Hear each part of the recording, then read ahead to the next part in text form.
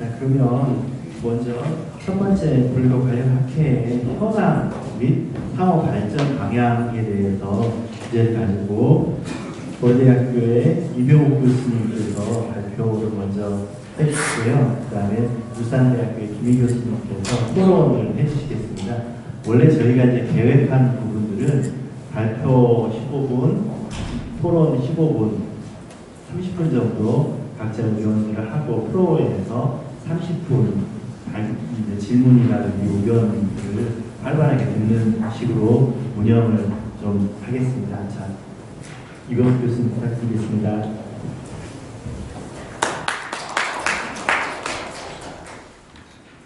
예, 소개받은 이병옥입니다. 제가 아마 처음으로 하는 여학회 연합 모집인데 그것도 제일 첫 번째 발표를 제가 맡게 돼서 한편으로는 좋은 면도 있지만 또 한편으로는 제가 분위기를 초를 쳐서 이제 여러 학회가 잘 모여서 뭔가를 잘 해보겠다고 할 때 제가 역할을 또 잘못하면 어떻게 하나 하는 그런 두려움도 동시에 있습니다. 그리고 더구나 제가 지금 발표할 제목이라고 하는 게 주제가 불교 관련 학회 현황 및 상호 발전 방안인데요. 이게 학술적인 주제도 아니고 그렇다고 제가 이 주제를 단연간 연구하는 것도 아니어서 저 또한 이 내용이라고 하는 게 저의 삶에 비추어서 제가 평소에 학회를 다니면서 느낀 내용이나 또 이번 발표를 맡으면서 다른 분한테 좀 여쭤본 내용 그런 것들을 좀 이렇게 버무려서 소개한 글입니다. 그 내용이 상당히 실험적인 목적으로 쓴 글이어서 그 내용이 좀 부족하더라도 그냥 저희가 토론을 위해서 저희들이 총대를 메고 글을 쓴 거나 이 정도만 좀 봐주셨으면 좋겠습니다. 예, 준비된 원고를 읽어가면서 말씀드리겠습니다. 저런 부분은 다 읽겠습니다. 1. 한국불교학계에서 불교 관련 학회가 활성화된 계기는 불교학연구회가 결성되어 활발한 학술 모임을 전개한 것과 관련이 있습니다. 물론 그 이전에 동국대 불교문화연구원, 한국불교학회, 보조사상연구원 등의 여러 학술 단체가 있었고 이 단체들이 한국불교학계에서 중요한 역할을 한 것 또한 사실이지만 이런 토대 위에서 불교학연구회가 학회 활성화에 기름을 붓는 역할을 하였습니다.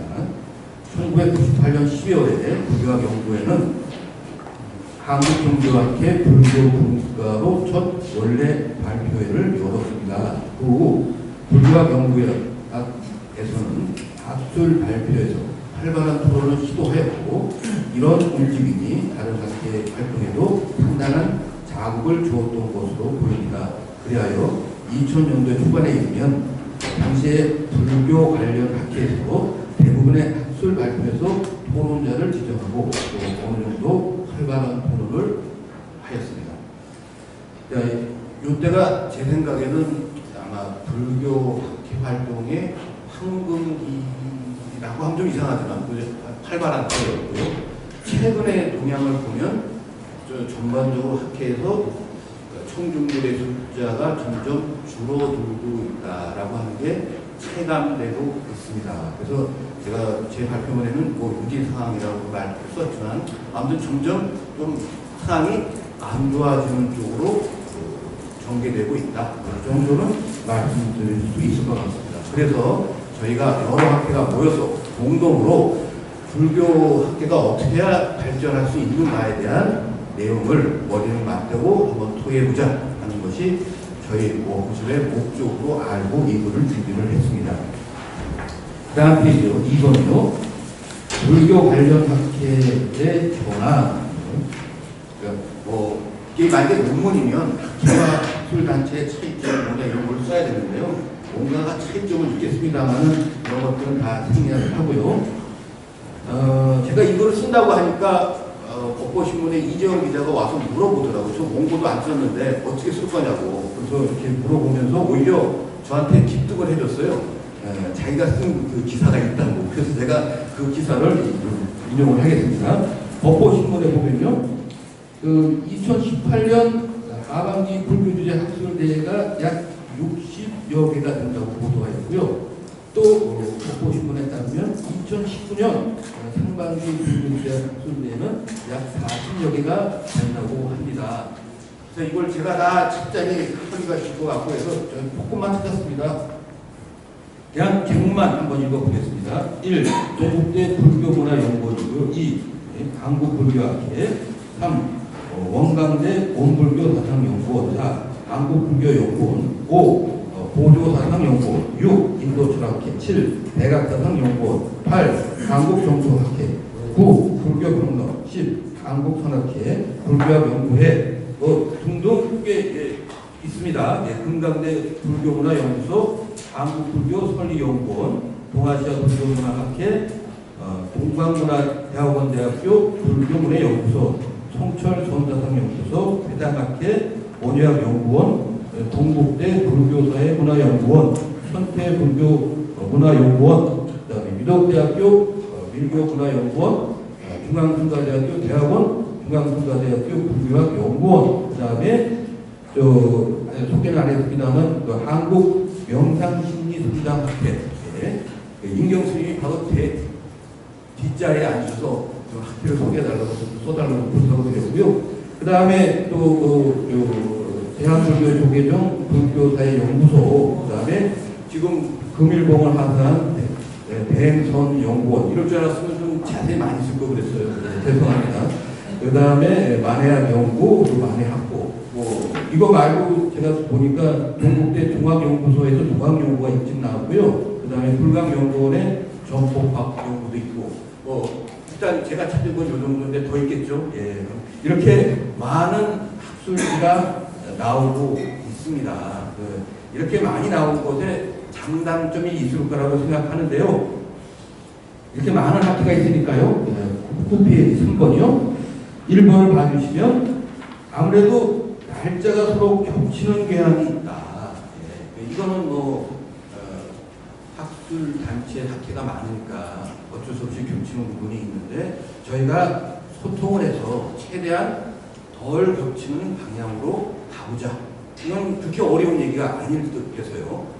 왜냐하면 겹치는 학회 모두가 다 손해니까요. 게다가 저희가 아무래도 말로는 질이 중요하다 이렇게 저희가 말은 하지만 그래도 학회에 청중이 몇 명이 왔느냐가 사실은 그날 발표가 제대로 됐느냐 좀 미진했느냐를 가름하는 일종의 현실적인 척도라는 건 어쩔 수 없는 상황이라면 그러면 저희가 다들 모든 학회에서 청중이 많이 오기를 바라는데 날짜가 겹쳐놓으면 그게 듣는 청중한테도 손해지만 그날 학술을 행사하는 학회도 일정 부분 손해이어서 이 부분만큼은 우리가 어떤 형태든 간에 최대한 날짜를 겹치지 않는 방안이 있으면 그것은 좀 강조해 주시면 합니다.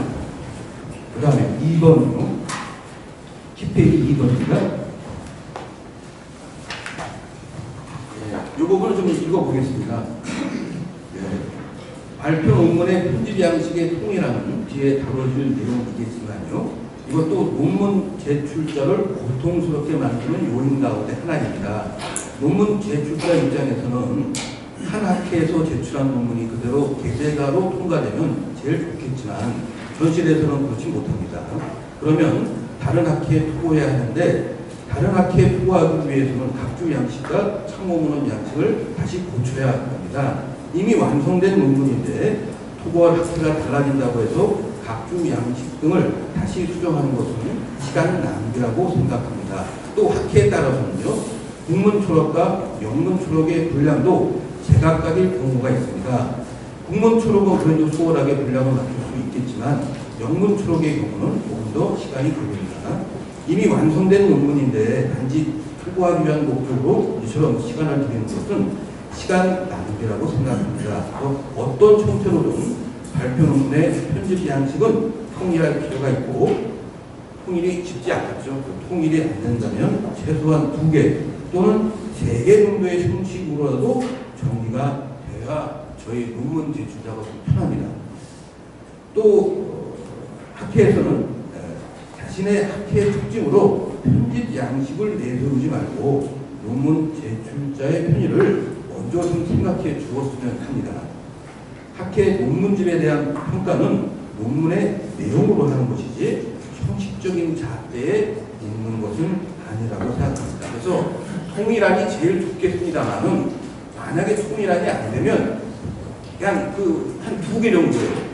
2개로 어렵다면 한 3개. 그러니까 뭐 삼국시대라는 말이 있으니까 최소한 저희가 뭐 한 20개 이상의 학술단체가 있잖아요. 그래도 편집 양식이 2개나 3개 정도로는 뭔가 이렇게 정리를 해줘야 논문 제출자가 시간 낭비를 하지 않습니다.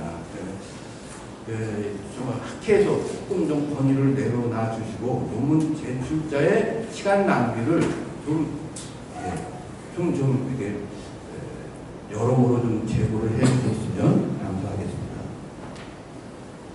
3번 좀 읽어보겠습니다. 학회에 대한 실질적 평가의 한 가지 항목으로 논문집의 질을 거론할 수 있을 것입니다. 한국의 불교 관련 학회의 경우 4명의 심사자를 선정하여 심사하고 있고 절차적으로는 투명하게 심사가 이루어지고 있는 것으로 알고 있습니다. 이는 과거에 비해 발전한 것이라고 평가합니다. 그렇지만 심사위원회 선정과 심사의 과정이 투명하다고 해서 그것이 곧바로 좋은 논문이 논문집에 실리는 것을 의미하는 것은 아닙니다. 공정하고 유능한 심사위원을 확보하기 위한 학회의 노력이 필요한데 이런 학계의 현실에서 보면 한 학회의 노력보다는 여러 학회가 함께 고민하면 더 좋은 대안이 나올 수 있다고 생각합니다. 저는요, 그 대안으로 학회 간의 좋은 심사위원에 대한 인물평을 공유하는 방안이 이루어졌으면 합니다. 그렇게 되면 한 개인이 어떤 사람이 심사위원으로 위촉되었을 때 더 성의 있게 심사하는 태도가 생길 것이라고 기대합니다. 그러니까 저희가 이미 절차적으로는 이미 투명하고 공정한데요. 그러니까 심사위원회 질을 조금 더 지금보다는 올릴 필요가 있다. 그래야 좋은 논문이 심사위원을 잘못 만나서 떨어지는 그런 어떤 불행, 좋지 않은 일을 좀 줄일 수 있는 것이 아니냐 이런 생각을 해봤습니다. 4번은요. 네, 국제학술대회를 저희가 뭐 이제 학회에서 만약에 주관한다고 하면 아무래도 한 학회가 하면 비용이 많이 들잖아요. 그러니까 꼭 필요한 국제학술회의라고 한다면 여러 학회가 연합을 해서 기도해 줄 수 있는 게 아니냐 이런 아이디어를 제가 소개해드렸습니다.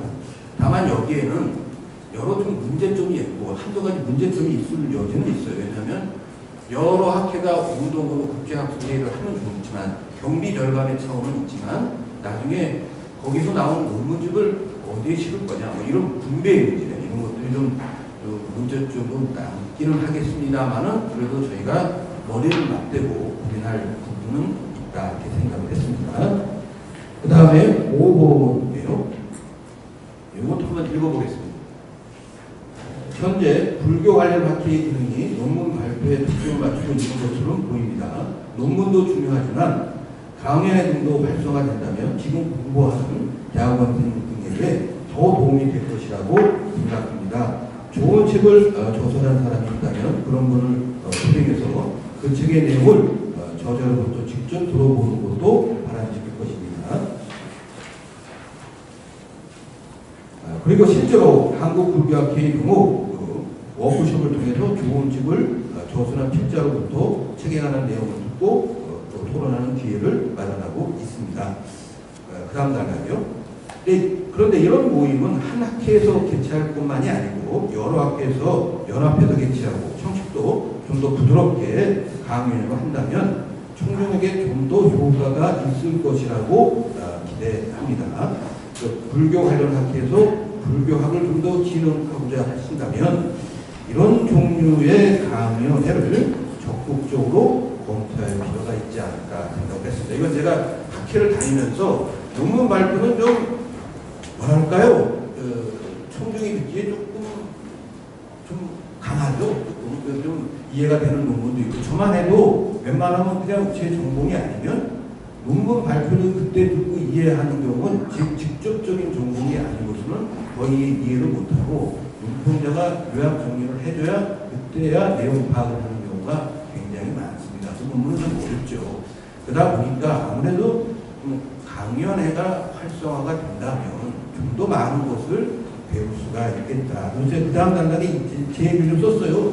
외국의 대가가 쓴 거를 우리가 번역했을 때 그걸 저 혼자는 잘 못 읽습니다. 뭐 제가 직접 전공이면 그 책을 읽어낼 수 있겠습니다만은 제가 직접 전공이 아니면 저는 책을 삽니다. 구입을 하는데 소장하기는 하는데 딱 소장하기만 하지 그 책을 거의 못 읽어요. 왜?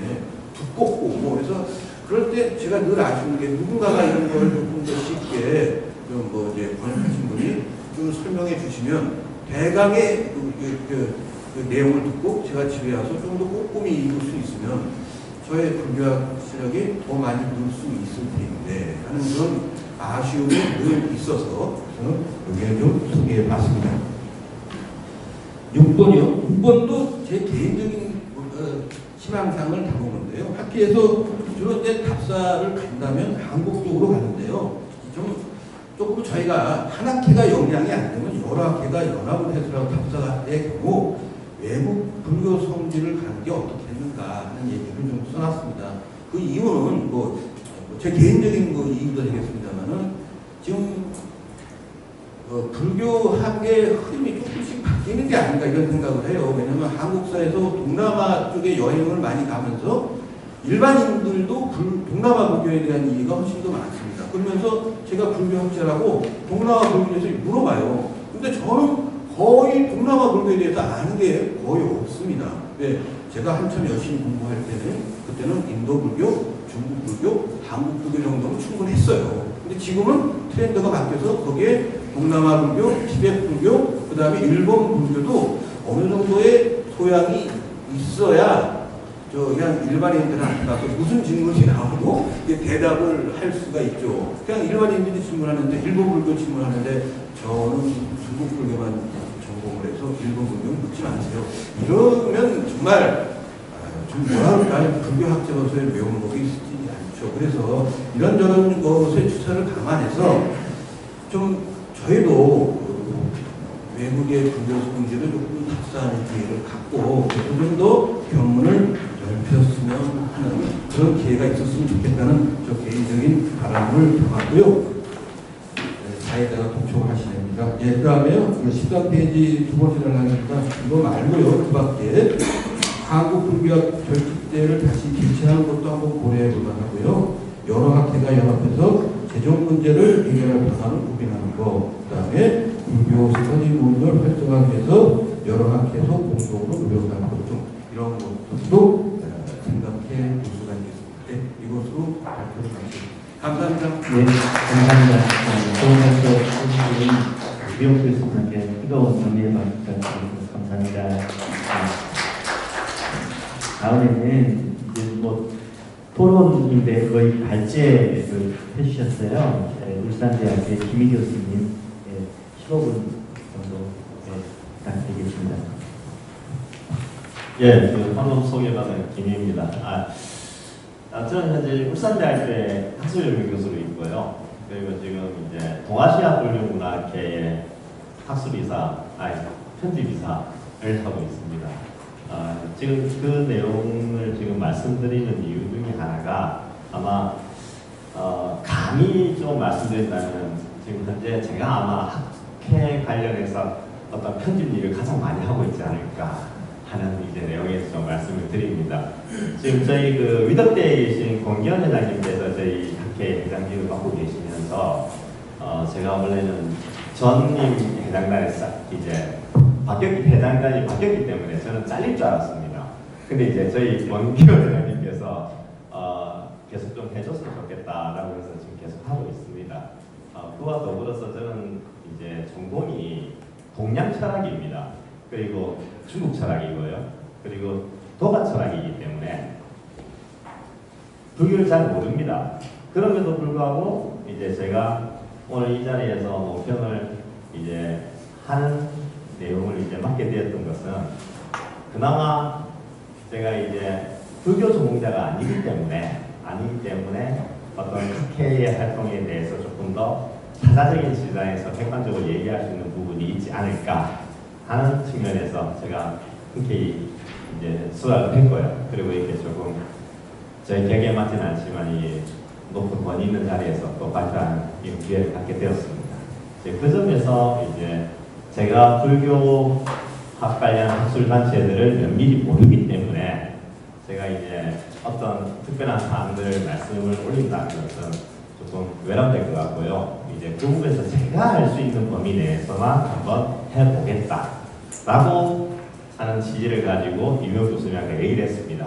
그래서 이제 결론은 이제 동양 철학 또는 철학 일반에 이제 속해 있는 학회들을 집어서 뭐 비교를 해보는 건 어떻겠냐. 그리고 그 내용이 결국에는 불교학이 외연을 조금 더 확대하는 측면에서 어떤 긍정점을 얘기할 수 있지 않을까. 이제 그 점을 이제 언점 두고 제가 조금 정리를 해봤습니다. 이제 그래봤더니요, 참 재미난 결과를 하나 제가 발견했습니다. 조금 뭡니까, 두서는 없지만 17페이지를 한번 보시면요. 제가 이제 이 자료를 좀 조사하면서 이제 조금 기준을 삼아야 되니까요. 그래서 번역별로 한번 써봤습니다. 서울에서 조금 오래된 학회, 동양 철학에서 또는 철학에서, 그리고 이제 충북권이라고 얘기해야 됩니까? 충청남권에서 좀 오래된 학회, 그리고 이제 부산권에서 또는 경북권에서 오래된 학회를 잡았습니다. 그랬더니 이제 그 대상은요, 하나는 세안철학이고요. 그리고 또 세안철학회고, 하나는 충남대학교를 거점으로 하고 있는 동서철학연구입니다. 한국 동서철학회에서 발간하고 있는 동서철학. 그리고 이제 성균관대학교에서 거점이 있습니다. 이제 동양철학연구회가 있습니다. 그 중에서 이제 도표를 보시면 아시겠지만 동양 이제 최근 3년 동안을 제가 한번 분석해 봤습니다. 거기에 수록된 불교학 관련 논문들이 몇 편이냐? 정말 외형적이고 산술적인 점인데 그래도 조금 유의해볼 만한 내용이 있더라고요. 첫 번째로 성균관대학교를 거점으로 하고 있는 동양철학연구 같은 경우 최근 3년 동안 불교학 관련된 논문이 한 편도 안 실렸습니다. 투고를 안 하시기 때문인지 모르겠습니다. 얘기를 안 하더라고요. 편집성에서 탑식됐다 라고 얘기하더라고요. 맞습니다. 편집에 관한 그 동문 투고 및 심사에 관한 내용은 대입니다. 그래서 이제 얘기를 안 하는 건 당연한 것이고요. 근데 그럼에도 불구하고 제가 좀 요청을 했는데도 조금 정보를 얻기 어려웠습니다. 이제 그 내용은 투고자도 적을 것이라고 제가 스스로 판단했고요. 그리고 또 투고가 되더라도 탈락률이 높다고 생각을 했습니다. 제 개인적으로 판단 그렇습니다. 그 내용을 토대로 했을 때 이제 최근 3년 동안 한 편도 투고된 적이 없고요. 게재된 적이 없다는 겁니다. 그래서 제가 5년치를 한번 찾아봤습니다. 역시 없습니다. 그래서 제가 이제 어떤 생각했던 건 이제 나중에 근론에서 다시 한번 이제 재현하겠지만요. 성균관대학교라고 하면 유교를 중심으로 하는 어떤 성직성이 있습니다. 이제 철학이 세분화되어 있으니까요. 서양 철학, 동양 철학, 그리고 유학, 그리고 중국 철학, 한국 철학 등등으로 잘 세분화되어 있습니다. 그럼에도 불구하고 사상 융화의 측면에서 또는 학문적인 소통의 관점성을 지향하는 내용에서 보면요. 실제적으로 불교학 또는 종교학 관련 논문들이 동양철학 연구에 투구가 되지 않는다 또는 게재가 되지 않는다는 사실에 대해서 또 주목할 필요가 있다는 겁니다. 그리고 또 두 번째로요. 충남권을 거점으로 하고 있는 이제 동서철학 연구의 경우입니다. 상대적으로 거의 호당 친다면 거의 한두 편 정도 수준입니다. 그러니까 어느 순간에는 많을 때가 있습니다. 세안철학도 마찬가지입니다. 어느 후에는 특징적으로 많이 수록된 적이 있습니다. 그건 아마 학술회의를 그런 주제로 했기 때문에 그랬을 것 같습니다. 그래서 최근 4년 동안에 보면 특정한 하나의 호를 제외하고는 거의 한두 편입니다. 물론 게재가 안 되는 적도 있습니다. 그래서 이제 전체 편수에서 게재된 논문 편수를 한번 보면요. 10% 미만입니다. 10% 미만. 이제 10편이 투고되면, 10편이 게재가 되면 그 중에서 종교 교리 중에서 불교학 관련 논문은 한 편 게재된다는 겁니다.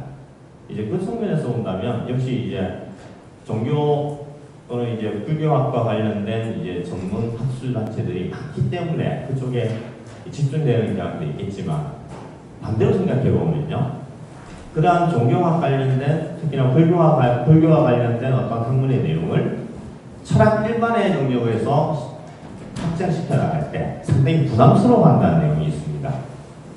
제가 이제 결론입니다. 그 내용을 봤을 때 이것이 궁극적으로 이 불교학의 발전을 매를 확대하는 데 있어서 어떤 현상론적인 측면에서 본다면 이게 바람직한 것인가? 실제적인 어떤 불교학이 성립하는 데 있어서는 자기 저항력을 또는 자기 매형성이 강화돼야 되는데 그 집단 내에서의 어떤 매형 체계에서만 작동한다면 외부의 어떤 저항성이 약해질 수밖에 없다는 겁니다. 이제 그 부분에서 제가 이제 조금은 사술적이고 조금은 내용적이고 그리고 너무 일반화의 오류를 범할 수도 있겠지만 어떤 사술적인 데이터의 가치를 가지고 특정한 학회들을 이제 비교를 해봤더니 실질적으로 불교학 관련 논문들이 타 학술지에서 게재되는 이제 철학 일반을 다루는 학술지에서 게재되는 경우는 극히 미약하다. 그리고 특히나 어떤 역사적인 내용이 있는지를 모르겠습니다. 폐물인지 아니면 촛불인지는 모르겠습니다. 유교가 중심이 되고 있는 그 철학 학술지에는 불교학 관련 논문이 실리지 않는다. 상당히 어떤 의미가 있다고 봅니다. 우리가 한번 거기에 대해서는 한번 생각해 볼 요소가 있다고 생각하거든요. 네, 그 점에서 이제 전체적인 어떤 저희 논의는요, 말씀드린 바와 같습니다. 그 조건 속에서 이제 우리 불교학이 조금은 발전적인 형태로 자신들의 외연을 확장시킬 수 있는 어떤 실제적인 어떤 방법들을 이제 모색한다면 그 중에서도 이제 학술 단체들 간의 어떤 교류가 조금 더 활성화되어서 그 측면에서 다른 학문과 다시 인접 학문과의 어떤 교류도 확산할 수 있는 방안을 한번 모색해 본다면 이제 조금 더 자신의 면역력 체계를 이제 높일 수 있는 외연을 좀 더 확대할 수 있는 어떤 과정이 되지 않을까 하는 저희 상당히 종합적인 어떤 의견을 드릴 수가 있겠습니다. 예. 그다음 저는 짧지만 이렇습니다. 예. 그래서 이것으로 저는 이제 제가 준비한 내용을 마치도록 하겠습니다. 네, 감사합니다. 좋은 발표 해주셨습니다. 먼저 첫 번째 발표를 해주신 이용 교수님께서는 이제 학회의 발표 일정에 대한 조율의 문제, 편집 양식에 대한 문제, 평가하는 심사위원 인력부에 대한 문제, 국제 학술대회에 대한 문제, 그 다음에 강연의 문제, 해외 불교 답사에 대한 문제, 그 다음에 한국 불교 결집대회와 같은 그런 이제 같이 할 수 있는 연합 학술대회, 재정 문제 스터디에 대한 이런 아주 다양한 의견들을 좀 제출해 주셨고요. 김희 교수님께서는 이제 그 동양치학 일반 학회에 불교학의 외연을 확장하는 이런 문제에 대해서 논의를 해주셨습니다. 그래서 학문적인 소통에 대한 문제를 이야기를 해주셨습니다. 이에 대해서 발표하신 분들과 서로 상의 질문이라든지 코멘트 좀 먼저 짧게 해주시겠습니까?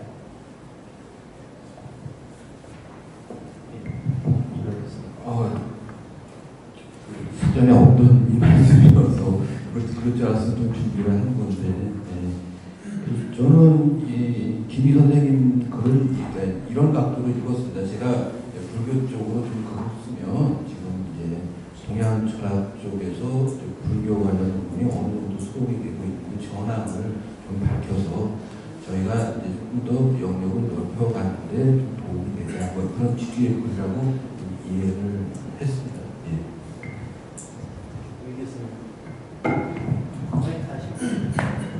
해주십시오. 제가 코멘트를 한다기보다는 조금 더 첨언을 한다면요, 그냥 첨언의 측면에서 조금 마무리하도록 하겠습니다. 이어서 이제 말씀드리면 이렇습니다. 서울을 중심으로 하고 있는 동양 철학 연구 지가 거의 40년이 되었습니다. 이제 거의 다시 얘기하자면 이제 우리 한국 사회에서 철학 2세대들이 출가되어서 학회를 완성했다고 하는 그 시점, 학회를 활성화시켰다는 그 시점에서의 내용입니다. 그래서 거의 이제 계신 여러 이제 교수님들의 어떤 뭡니까 젊은 시절 때에 어떤 같이 함께했다는 학회들이라고 보시면 됩니다. 그 내용 안에서 불교학회도 역시 그런 영역을 가지고 있을 겁니다. 1980년을 기점으로 해서요. 그런데 그 사회는 실질적으로는 민주화의 어떤 열망 속에서 사회적인 소통의 연대성을 강화하던 시절입니다. 그 속에서 불교도 역시 사회적인 역사의 흐름에 많이 적극적으로 동참했다는 것으로 저는 알고 있습니다. 그런데 어느 순간에선가 그 교류가 차단되기 시작합니다. 그런 차단되는 어떤 요소를 제가 솔직히 부끄러워서 말씀을 못 드렸는데 제가 다 찾아봤습니다. 하도 기분이 나빠서 찾아봤습니다. 10년 동안의 행력을 쭉 찾아봤습니다. 줄어듭니다. 예전에는 5편이었는데 예전에는 시간이 지나니까 2편으로 어느 순간에는 한 편으로 이제는 한 편도 안 실립니다. 그러니까 투구를 하니까 안 받아듣더라는 거죠. 또는 그곳에 갈 필요가 없다라는 것을 이제 느끼는 거죠. 여러 연구자분들이 또는 그런 어떤 뭡니까 기성들이 자신들의 어떤 정력의 어떤 적개성을 확보했다고 할 수도 있고요. 또는 그 영역의 확보를 통해서 이제 반대로 배타성을 확보했다고도 얘기할 수 있습니다. 이제 그런 관계 속에서의 내용이 이제 어떤 소통의 단절성을 조금만 가로막는 하나의 요인이 되지 않았을까. 그리고 그것이 지금 현재 우리들에게 있어서 이제 결코 녹록지 않은 현실이라고 저는 보거든요. 그 내용 안에서 이제 가뜩 하면 믿어주고 나눠주고 모두가 고사할 수 있는 이제 그런 구조 속에 위기가 있지 않나 그걸 극복할 수 있는 방안을 조금 더 우리가 활성화한다면 인접분 간의 어떤 서로 간의 소통을 좀 더 확대할 수 있는 방법이 불교하고 살고 또 다른 분들도 같이 사는 다시 얘기하면 이제 사상융화의 측면에서의 어떤 본질로 다시 돌아가야 되지 않는가 하는 측면에서의 어떤 내용입니다. 네, 감사합니다. 네, 감사합니다. 아까 토론해주신 두 분께 다시 한번 박수 부탁드리겠습니다. 네, 고맙습니다. 자, 그러면 이제 플로어에서 먼저 두 분의 발표와 토론에 대한 질문 좀 해주시면 감사하겠습니다. 예, 이성철 회장님.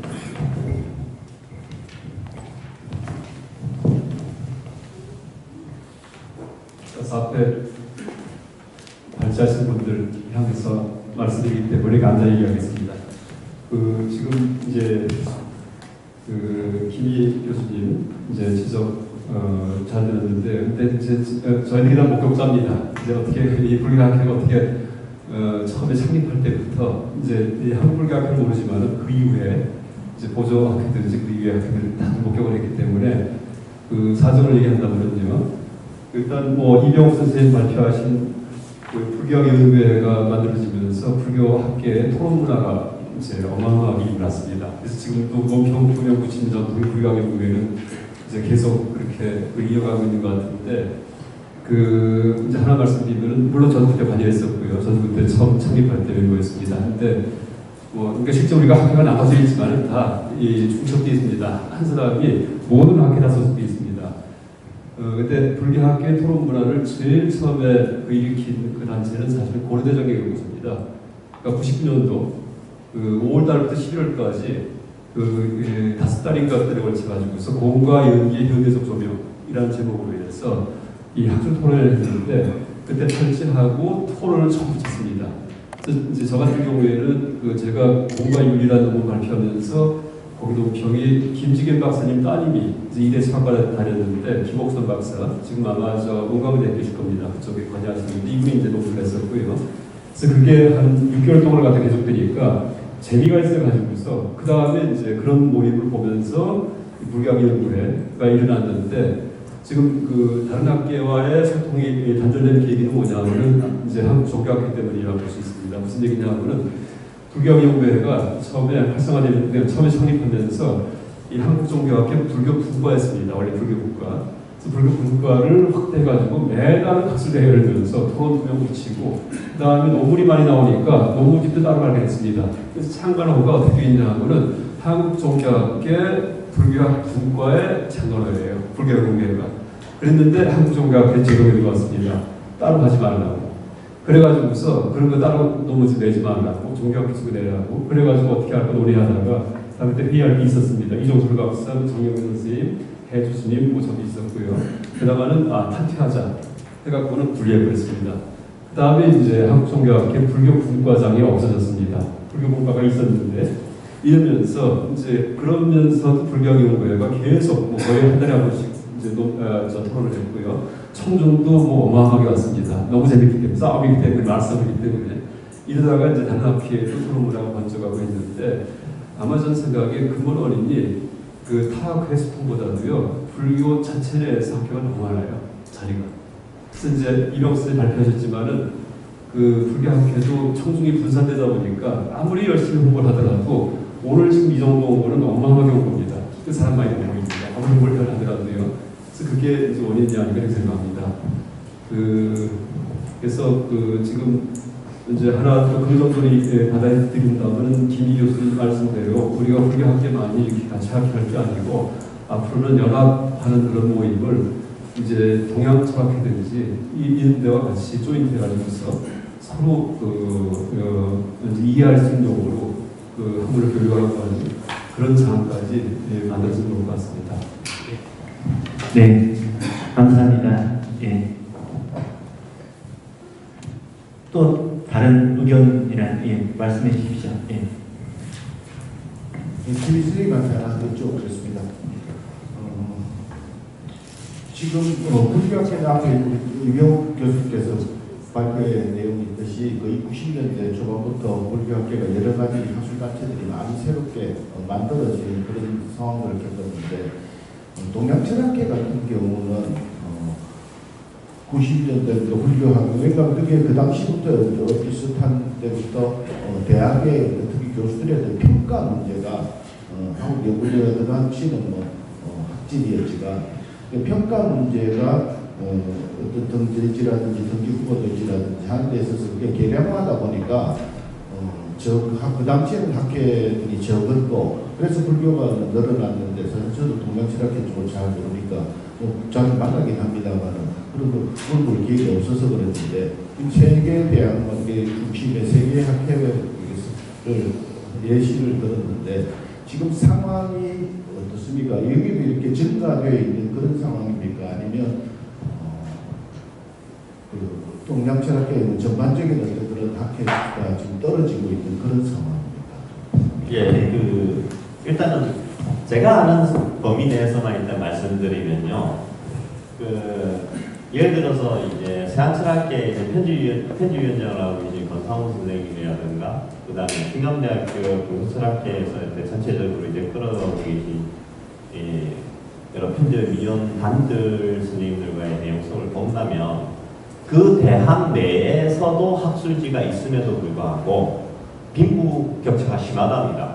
쉽게 얘기하면 주류로서 어떤 입지를 형성하고 있는 학회에는 많은 분들이 투고를 하게 되고 그리고 관심을 갖고 유지가 되지만 그러지 않은 학회는 상대적으로 빨리 쇠퇴하는 그리고 어느 순간인가 등재지에서 이제 평가제도에 따라가면 이제 결국에는 논문이 들어오지 않으니까 그리고 또 계제율이 기본적으로 어떤 내용적인 측면에서 이제 평가를 받기 좀 부족하니까 떨어지는 거죠. 그래서 결국에는 그러한 어떤 상대적인 격차 속에서 발생하는 자연도태 속의 어떤 내용들이 지금 조금은 확산되고 있는 과정이라고 지금 보고 있습니다. 그래서 우려하는 게 같이 사는 게 중요하냐 아니면 선택적으로 살아가는 게 중요하냐 마치 동거선 자연적인 측면에서 어떤 내용이 되어버립니다. 또 그 내용에서는 실질적으로 여러 선생님들 간에 또는 학문 간에 또 이권의 관계가 있으니까 그것도 무시할 수 없는 측면이라서 참 이게 어떻게 돼야 될지는 정말 봐야 될 것 같습니다. 네, 감사합니다. 그 문제는 이제 그 정도로 정리를 좀 하고요. 그 학회 단체 연합회에 대한 필요성에 대한 부분들을 먼저 원점으로 잡아가지고 그 부분에 대해서 조은수 교수님,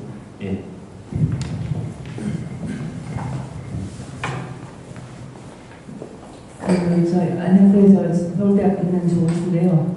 앉아서 오늘 그 연합 이렇게 워크숍 하는 자리 오게 돼서 정말 굉장히 그 감회가 많은데요. 저도 이제 예전에 불경 연구회 회장을 하면서 그때 그 연합 학술회를 좀 만들어 보려고 굉장히 노력을 좀 했습니다. 제가 그렇게 했던 거는 미국의 그 APA, 그러니까 그 Philosophical Association, 거기 아메리칸 APA 거기를 가보니까 그렇게 다 연합 그 학회들이 전부 다 같이 모여가지고 같이 하는 것도 있고 또 자기들끼리 개별로 하는 것도 있고 이런 식으로 하는 것이 굉장히 좀 좋게 보이고 해서 그렇게 한번 그때 제안을 했었는데 그게 그렇게 쉽게 되지가 않았습니다. 근데 제가 지금 이제 선생님들 이렇게 말씀을 듣고 보니까 사실 이번 이 연합 워크숍을 하면서 우리 김성철 선생님께서 인사말에 지금 한국의 불교 학회들이 뭐 가장 전성기를 갖고 있다 그러셨는데 저는 조금 다르다고 좀 생각을 했습니다. 아까 그렇게 선택과 차별로 그렇게 정말 그렇게 될 것인지 앞으로 도태될 뭐 학회라든지 언어를 갖다가 우리가 생각을 해야 될지 아니면은 이렇게 많은 세종적으로 많은 양적인 증가가 더 좋은 것인지에 대해 가지고 오늘 좀 더 그 생각을 좀 많이 해봤으면 좋겠습니다. 근데 제 생각에는 아까 우리 김희 교수님께서 말씀하신 왜 다른 저널에 불교와 관련 논문이 안 실리는가 거기에 대해 가지고 여러 가지 차별이라는 말씀도 하셨지만 또 한 가지 아까 논문에는 쓰지 않으셨지만은 말씀을 하셨어요. 갈 필요가 없다 이렇게 말씀하셨는데 그 말씀을 조금 더 저는 좀 분명하게 하셨더라면 좀 좋았을 것 같다는 생각이 듭니다. 뭐냐면 제가 듣기로는 선생님이 말씀하신 거는 지금 불교학 관련 잡지가 굉장히 많고 그렇기 때문에 거기서 충분히 퍼블리시 할 수 있는데 뭐하러 그렇게 어렵게 뭐 동양철학 연구라든지 한국 철학 그런 철학에서 나오는 여러 잡지들에 뭐 갈 필요가 있겠는가 이 말씀을 하시는 거 아니겠어요? 그 말씀 맞으신가요? 그렇다면 이런 과정이 과연 바람직하게 우리가 진짜 성장하는 것인지 아니면 우리끼리 다른 살림을 차린 지 지금 한 20년 됐는데 그것이 어느 정도에 와 있는지 한번 평가할 시점이 아닌가 그런 생각이 듭니다. 그래서 어떤 선생님들은 그쪽에 퍼블리시를 하시고 또 어떤 분들은 또 불교학에 더 가깝기 때문에 이쪽에 하시고 그런 그 선택이 열려 있어야 된다고 좀 생각을 하는 입장이라서요. 그래서 지금 아까 김성철 선생님 말씀하신 지금 우리 학회 수가 너무 많다. 이거에 대해서 저는 굉장히 동감하는 입장이고요. 그래서 그런 입장에서 뭔가 좀 가닥을 같이 이렇게 엮어가지고 서로 좀 공감하는 부분에서 좀 시작해가지고 뭔가 오늘 끝날 때쯤 돼서는 뭔가 이렇게 좀 방안이 제시가 되는 그런 모임이 됐으면 좋겠다는 생각입니다. 이상입니다. 네, 좋은 의견. 네. 또 잠깐만요. 자, 지금 잠깐만요. 지금 제가 거점을 잡아가지고 학술단체 연합 활동에 대한 부분을 먼저 좀 이야기를 해주시고 그 다음에 또 다른 이야기를 좀 하겠습니다. 먼저 학술단체 연합에 대한 의견이라든지 코멘트 하실 분 먼저 좀 해주십시오. 예, 부탁드립니다. 우선 마이크 준비가 안 되시고요. 좀 불편하시더라도 조금 앞으로 좀 나오셨으면. 예, 죄송합니다.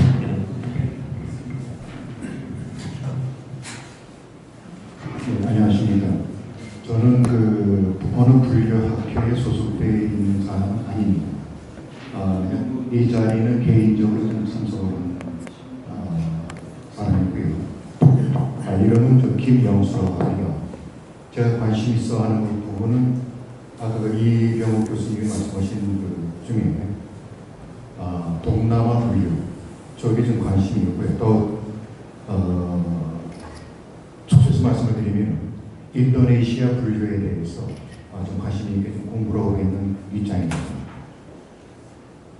이 교수님 말씀 중에 동남아 불교, 티베트 불교 등등 이제 한국 불교도 잘 모르고 있던 사각지대에 놓여져 있던 그런 불교 지역과 어떤 관계 또는 협력, 그다음에 조사, 뭐 이런 연구 이런 부분을 좀 신경 써야 되고 체계화 잡아야 된다는 말씀에 전적으로 공감하고 있습니다. 근데 제가 이 동남아 불교, 특히 인도네시아 불교에 관해서 논문을 2편을 발표했는데 공부를 하면서 혼자 공부를 하면서 많이 부족함을 느끼고 있습니다. 그래서 어느 학회와 우리 기존에 있는 학회와 가서 자문을 구하고 자료를 구하고 거기 어느 학회가 있는지 아예 제가 가늠을 못하고 있습니다. 그래서 그 동남아 불교에 대해서 말씀드리는 겁니다. 그래서 어느 학회가 정확히 제 공부에 도움이 될까 그걸 알아보기 위해서 오늘 이 자리에 제가 참석한 것이 제일 큰 목적입니다. 조금 더 부연 설명을 드리면 인도네시아 불교는 뭐 다들 잘 아시겠지만 인도네시아 수마트라에 파로사구 그 다음에 스리비자야 칠리불석이 있어가지고 해초의 왕천추국정과 관련이 있는 지역이 있고요. 그 다음에 침당서에 나오는 신라성 이인이 수마트라 김영수 선생님, 예, 원점만 간단하게. 네, 그런 그 중요한 지역인데 이 동남아 불교, 인도네시아 불교에 대해서 어느 학회가 제가 좀 컨택을 접촉을 해야 돼요. 예, 그 문제는 알고 싶어서 좀 예. 왔습니다. 이사님. 예, 김성철 회장님께서 말씀해 주셨습니다. 김영수 선생님은 먼저 그 한국불교학회에서 동남아 힐스님의 그 자출에 대해서 그 혼자 경고하셔가지고 발표하신 적이 있습니다. 근데 지금 말씀 나온 김에 우리 학교 중에 학계의 사람 접근이 뭐냐면요, 그 학자들 간의 스터디 그룹이 없습니다. 원래 내가 진짜 학문에 관심이 있다면은 내 전공 분야 학자가 어떤 논문 발표했을 때 모여가지고서 서로 토론하고 얘기 듣고 하는 그런 모임이 있어야 되거든요. 근데 제가 알기로는 일본이든 미국이든 하여간 뭐 일부러 이제 방학 중에는 나와 전공이 비슷한 학자가 유럽에 있으면 미국서 유럽까지 가가지고서 2-3명이 한 그룹 동안 갔다가 그 원들을 읽으면서 너무나 재밌게 지내고 이런 얘기를 들었습니다. 그래서 그 지금 동남아 불교 이제 말씀하셨는데 우리 학계에 이제 실제 그냥 그 외형으로 사수를 배치하고 아니면 뭐 논문집을 발간하고 이거는 그냥 겉모습일 뿐입니다. 근데 실제 학자 한 분 한 분이 자기 학문에 대해서 애정이 있고 열정이 있고 진짜 궁금해서 공부를 하게 될 경우에는요, 그때는 자연스럽게 그런 그 연구 모임이 생길 것 같습니다. 그래서 앞으로 과제 중에 하나가 협력 방안인데 이게 뭐냐면은 그 스터디 모임을 이제 각 그 분과 이 분야 분야별로 해서 그거를 장려하고 이제 그럴 수 있는 공간을 이제 우리가 또 제공하고요. 근데 그 공간도 어떻게 보면 쉽습니다. 무슨 얘기냐면은 지금 우리 학계관에 있는 그런 그 만의 이제 그 강의실이든지 아니면 불교품들에 있는 그 공간이든지 일주일 내내 텅텅 빕니다. 그러니까 일주일에 한 번 정도 주말에 법회할 때 그때 사람이 갑니다. 그렇기 때문에 이 각 학회가 MOU를 맺어가면서 그 단체하고요, 그 공간을 활용할 수 있게 무료로 활용할 수 있게 하고 또 반대로 이제 그 이 공간 속에서는 그 학자들이 가서 이제 이렇게 활동하기 때문에 거의 활성화가 됩니다. 그래서 앞으로 큰 과제 중에 하나가 그 분과 학문절 그런 그 관심 분야, 전공 분야가 유사한 분들끼리 3명이든 4명이든 5명이든 아마 동남아 불교도 찾아보시면은 틀림없이 한 6명 나올 겁니다. 그래서 정기 모임을 이제 갖는 그런 식의 어떤 그 모임이 생기면 좋을 것 같습니다.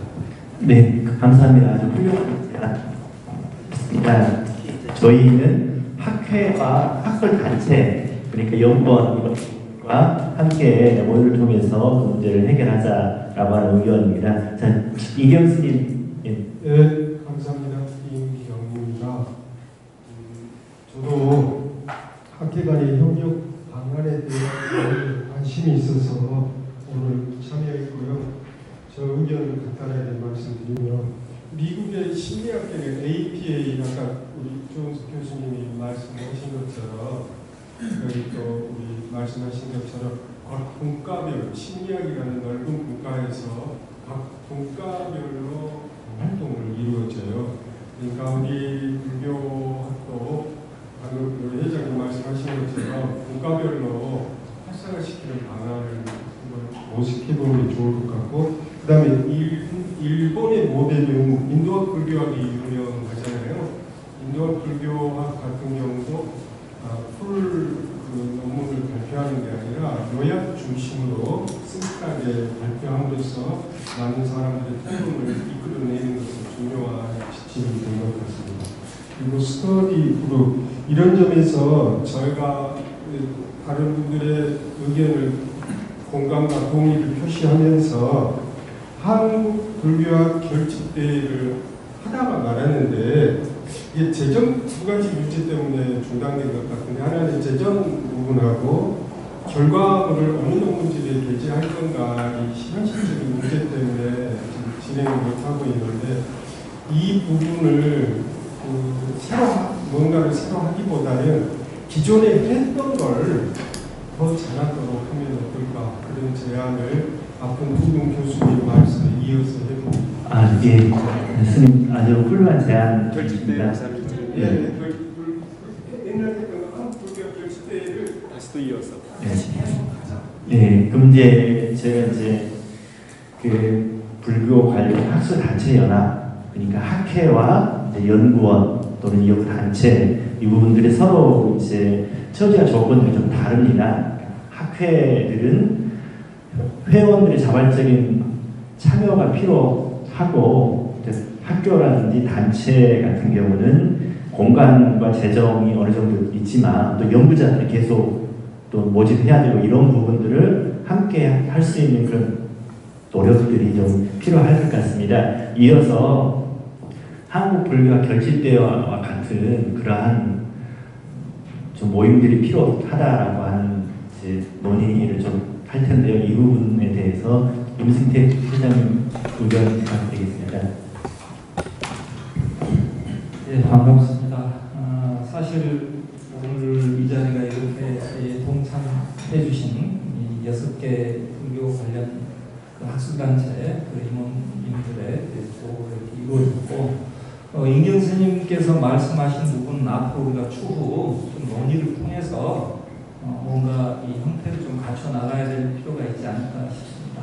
어렵다면 1년에 한 번씩 지금 하는 이 형태로 워크숍만이라도 지속적으로 쭉 해 나간다면 뭔가 우리 불교 그 학술단체들이 지속적으로 관련성을 가지고 상호 발전을 모색할 수 있는 방법이 되지 않을까 싶습니다.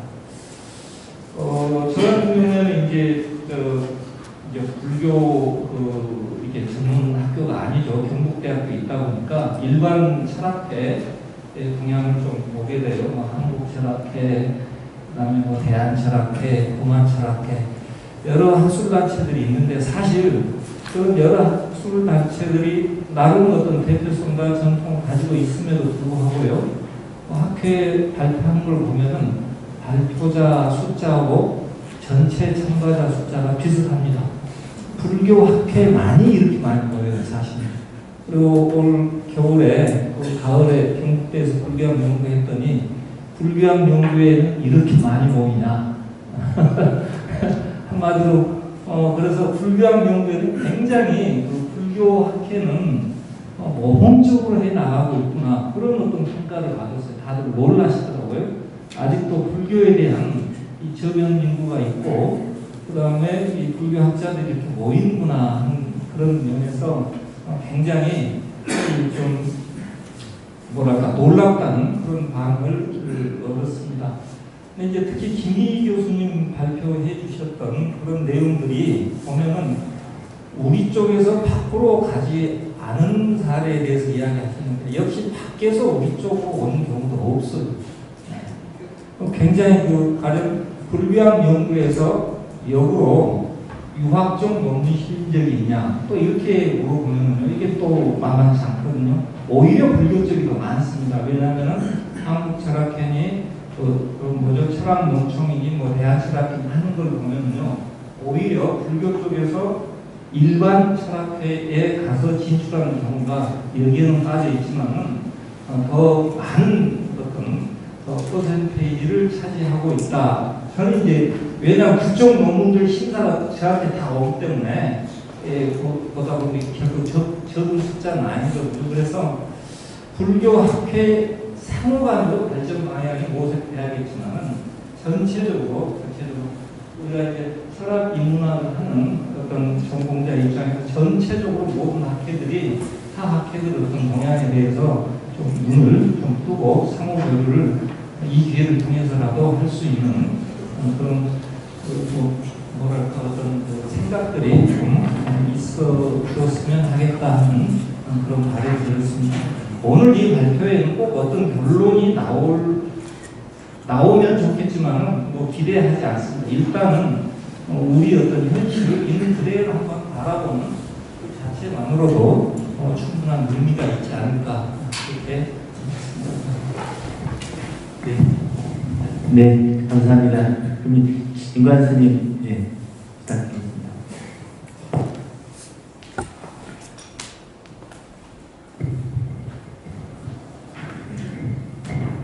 제가 이뭐 학문이라고 하는데 늦깎이고 들어와서 보니까 과거의 선배들이 너무 자리를 잘 못 잡은 거 아니냐 이렇게 생각이 돼요. 불교학부가 동국대에서 62년도에 생겼다고 하면은 한국 불교의 이제 초창기입니다. 불교 연구하는데 초창기입니다. 그러면은 불교학부도 등재지한 것이 얼마 안 됩니다. 등재지를 왜 못하냐 이렇게 하니까 그때서 서둘러서 등재지를 이제 하게 됐는데 그래도 이 지금 학회지가 뭐 많다고 하지만은 다른 종교에 비해서 아주 소수밖에 안 됩니다. 여기서 다른 종교 그 학회지 조사를 내가 해봤어요. 거기에 이제 무수한 학회가 많고 그래도 그 학회에 발표자들이 수없이 이렇게 나오고 있어요. 그러면 우리 불교가 지금 이 학회가 뭐 몇 개 되지 않는 거 가지고 그 대신에 불교 학술 단체들이 연대를 하는 건데 지금은 이제 그 발표를 하지 않으면 교수 자격을 얻지 못하기 때문에 그래서 자기네들 편중돼서 발표를 하지 않느냐 이렇게 제가 생각합니다. 그래서 저도 이제 불교학회 연구위원인데 부르지를 않아요. 왜안 부르는 이제 되고 또 산업회 감사까지 했는데 산업회에서 이름 빼버렸어. 네. 이제 이런 것이 이제 있어서 네. 요건 이제 그 젊은 학자들을 양성하는 이런 것이 돼야지 나이 많은 학자들이 잘못했던 거 그 절차를 밟아서는 안 된다. 이렇게 네. 되고 짧게 얘기지만 지금 종단이 30개입니다. 조계종을 비롯한 30개의 교단이 만들어졌기 때문에 그 교단에게 어떤 역할을 해서 학술단체를 만들겠냐 또 아까 한마음 선에서 이제 그랬지만서 그런 단체들이 많이 탄생이 돼서 학자들을 길러내는 이런 불교 학술단체가 되어야 되지 않나. 예, 감사합니다. 예. 한 말씀 좀 드리겠습니다. 한국불교학회 같은 경우 또는 불교학연구회 같은 경우 매년 초에 자유 발표를 할 수 있는 기회를 다 줍니다. 그래서 스님께서 발표하시고자 하는 부분들을 요지를 학회에 신청을 하시면 그걸 받아가지고 총계 이제 학술 발표의 장에 초대를 합니다. 그렇기 때문에 그 부분은 스님께서 잘 그 이야기는 아니고 하시길 바랍니다. 선생님 뭐 종신회원인데 종신회원한테 이런 자리에 참석하라고 메일 하나 보내니까 그 이야기잖아요. 이 종신회원이거든. 예, 그 문제는 각 학회 관계자분들께서 좀 더 신경 써서 문제를 해결하도록 하겠습니다. 자, 그러면 여기에 지금 한국 불교 결집 같은 그 불교 관련 전체의 학술 발표회, 연합 학술 발표회와 같은 이런 자리에 대한 부분의 논점으로 의견이라든지 코멘트 해주실 분, 예. 자, 제가 예. 자꾸 마이크 들어서 죄송한데 그 불가결집회는 그때 이제 이어지지 못해서 제안을 한번 한 적이 있습니다. 무슨 얘기냐 하면은 그 비용이 제일 문제가 되거든요. 숙박비입니다. 근데 동부대 경식 캠퍼스 같은 경우에 기숙사가 한 2,000명 기숙사가 있는데 방학 동안에 비고 외부 대관을 합니다. 방 하나 빌리는데 15,000원입니다. 하나가 식사비가 하나에 4,000원이에요. 그러니까 실제 한 3만 원 정도를 강사비 1박 하거든요. 1,000명 부르면은 1,000명 부르거든요. 저 1박 하는 경우에 30만 원 분이 안 됩니다. 근데 1,000명 올리고 우리가 한 대개 3,400명 오거든요. 그러면은 이제 그 토탈 한 2~3천만 원이면은 학술대회를 아주 복잡하게 할 수 있습니다. 물론 교통비는 안 내주고 학교에만 들어오면은 3박 4일 동안 재워주고 먹여주고 경주 관광 다 시켜주고 해인사, 문문사 다 왔다 갔다 하더라고요. 그래서 저는 혹시 이제 그때 항상 얘기하는 게 주변에다가 이 물론 다른 학교 지방 캠퍼스도 그런 시설이 있으면 가능합니다. 그래서 그렇게 정례화해가지고 장소를 갔다가 이런 경우에는 우리가 비용 들이지 않고서 한 2년에 한 번씩 이제 결집대회 비엔날레가 그러니까 경년제 행사 비엔날레 얘기하거든요. 그래서 이름을 붙여가지고서 할 수 있지 않을까 제안해 봅니다.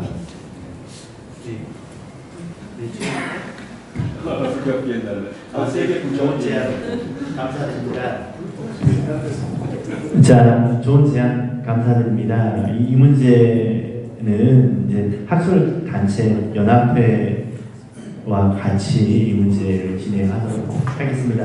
자, 그러면 첫 번째 발표 여기에서 좀 정리를 하도록 하겠습니다. 첫 번째 발표에 대해서 불고 관련 학회 현황 및 사업 발전 방향에 대해서 발표와 토론을 해주신 이병욱 교수님, 김희 교수님 감사드립니다. 예, 감사드립니다. 자, 10분 후에